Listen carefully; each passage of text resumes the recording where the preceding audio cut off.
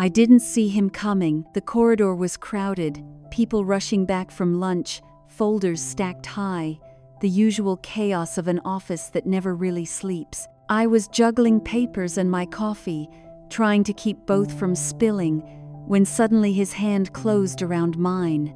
Not by accident, not a brush of sleeves, a hand, warm, firm, steady.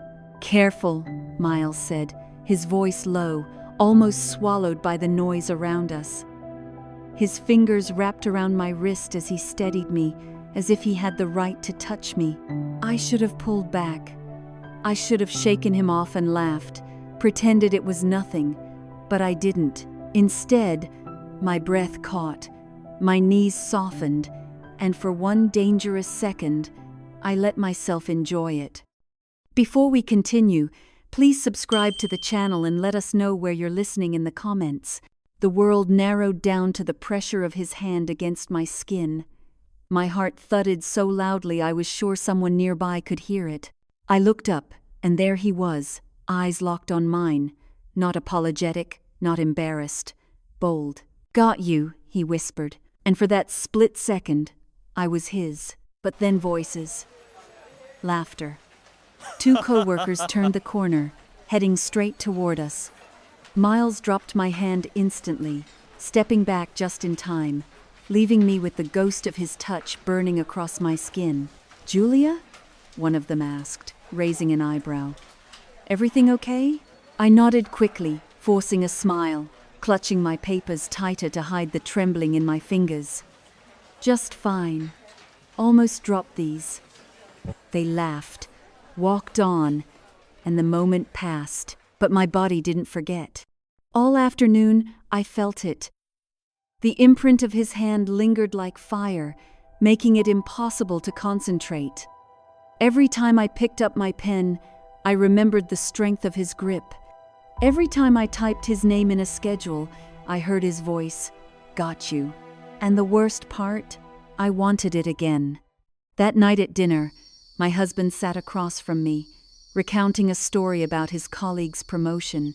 His words blurred together into a meaningless hum. I nodded at the right moments, smiled when I should, but inside, I was still standing in that hallway, caught in a touch that never should have happened. When he reached across the table to take my hand, my stomach twisted. His palm was familiar, safe, the touch I had known for years, but I couldn't stop comparing it. Safe didn't make my heart race. Safe didn't make my knees weak. Safe didn't leave me trembling hours later. I hated myself for it, and yet I wanted more. The next morning, I woke with his name on my lips. Not spoken aloud, thank God, but whispering in the corners of my mind, lingering like the aftertaste of a dream I couldn't quite let go of. I tried to bury it, tried to lose myself in routine, shower, dress, makeup, the careful mask of the professional woman I had perfected over years. My husband kissed my cheek before rushing out the door, his tie slightly crooked, his cologne fading behind him. I told myself to focus on that, on him. But by the time I reached the office, my resolve was already crumbling. Miles wasn't at the coffee machine that morning, and I hated myself for the disappointment that flooded my chest. I told myself it was relief, that avoiding him was better. But when I walked past his office and saw the light under the door, my heart skipped anyway. The hours crawled. My hands shook when I typed his name into the scheduling system. Each keystroke felt like a betrayal. At home that evening, I forced myself to be present. My husband cooked pasta, humming as he stirred the sauce. The kitchen smelled of garlic and herbs, the warmth of home pressing in around me. This should have been enough. This used to be enough. We sat down together, plates steaming between us.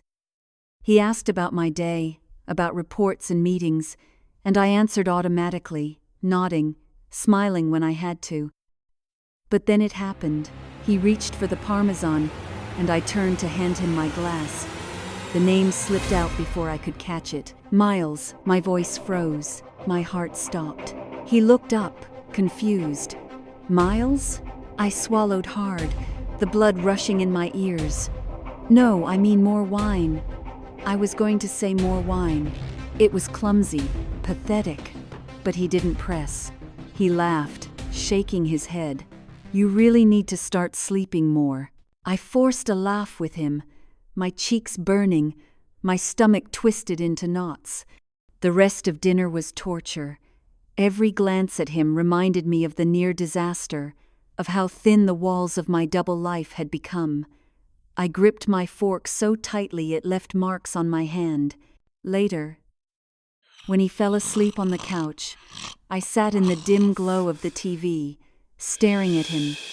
His chest rose and fell steadily, peacefully. He trusted me. He believed in me. He thought he knew me. And yet, all I could think about was Miles. The slip of his name wasn't an accident. It was the truth clawing its way to the surface, demanding to be spoken. I wrapped a blanket around my shoulders, pressing my palms into my eyes, trying to erase the image of that hallway, of his hand around my wrist, of the fire that burned me alive every time he looked at me. But it was useless. I had already gone too far. By the next day, the weight inside me had become unbearable. Sleep had abandoned me, leaving only restless tossing and the echo of a name I had almost spoken aloud. My husband's face, so trusting, so ordinary, haunted me with every blink. I needed to talk to someone, and there was only one person I could call. Lisa. She answered on the second ring, her voice still carrying the remnants of sleep. Julia? It's early. What's wrong? I hesitated. My throat tightened. I wanted to tell her I was fine, that I had just called to say hello, but the words refused to form. Instead, I whispered, I think I'm losing myself. There was silence on the other end, the kind that stretches, heavy and dangerous. Lisa didn't rush me. She never did. She knew I'd break eventually. It's about him, isn't it? She said finally. I closed my eyes. Yes. Her sigh was sharp, cutting. Julia, I told you this would happen. A look becomes a moment becomes a secret, and secrets become sins. I finished for her. My voice cracked on the word. Lisa's tone softened. What did he do? The question hung in the air, and with it came the memory, the brush of his hand, the pressure of his grip, the way I had let it linger far too long. My body flushed with the shame of it, with the thrill that shame couldn't erase. He touched me, I confessed. Not like that, just my wrist, but Lisa. My voice broke. I liked it. God help me, I liked it. On the other end, Lisa inhaled sharply. Julia, there's more, I whispered. Last night at dinner I almost called my husband by his name. I almost said Miles instead of... My throat closed. The name of my husband suddenly foreign, meaningless. If he had noticed, if he had pressed me, you're playing with fire, Lisa said, her voice trembling between anger and fear. Do you understand that? This isn't harmless anymore. This isn't just coffee breaks and glances. This is real. This is dangerous. Tears blurred my vision. I don't know how to stop. I don't even know if I want to stop. Lisa's silence this time was different. Heavy. Resigned. She knew me too well. She knew I was already past the point of return. Listen to me, she said finally, firm now. You need to choose. Either you cut this off now cold, clean, or you admit where this is heading and prepare yourself for the consequences. But you can't keep living in both worlds. It will destroy you. Her words cut deep because I knew she was right. And yet, even as I nodded, even as I whispered promises I didn't mean, my heart betrayed me. Because all I could think about was when I would see him next, when I would feel his hand again, when I would finally let the truth I was choking on spill out into the world. Julia? Lisa's voice cracked through my thoughts. Promise me you'll stop. I swallowed hard, forcing the lie. I promise. But the fire inside me whispered the truth. I wouldn't stop. Not yet. The morning after my call with Lisa, I promised myself it was over. No more coffee breaks. No more lingering in hallways. No more stolen seconds that tasted like fire and left me drowning in guilt. I dressed carefully, almost defiantly, as if the right blouse and neat bun could armor me against temptation. When I kissed my husband goodbye, I held the moment a second longer, trying to remember what love used to feel like. But the moment I stepped into the office, my resolve began to crack. I avoided the coffee machine. I poured water instead, forced myself to sit at my desk. Reports, emails, schedules, I buried myself in them, clinging to the noise of work like a lifeline. And then his voice cut through everything. Julia, just my name, but it broke me open. I looked up, and there he was, leaning against the edge of my desk, the faintest trace of a smile tugging at his lips. "You've been avoiding me," he said. I swallowed, my throat dry. "I've been busy." His eyes studied me, calm, unreadable. "Too busy for coffee?" I tried to hold his gaze, but my body betrayed me. My pulse raced, my hands trembled on the keyboard. Maybe it's better if... But I never finished, because then he touched me. Not a brush this time, not an accident. His fingers closed around mine, warm and certain, sending heat racing up my arm. "Julia," he whispered, so soft I barely heard it. "Stop pretending." My breath hitched. The office wasn't empty. Anyone could have walked by.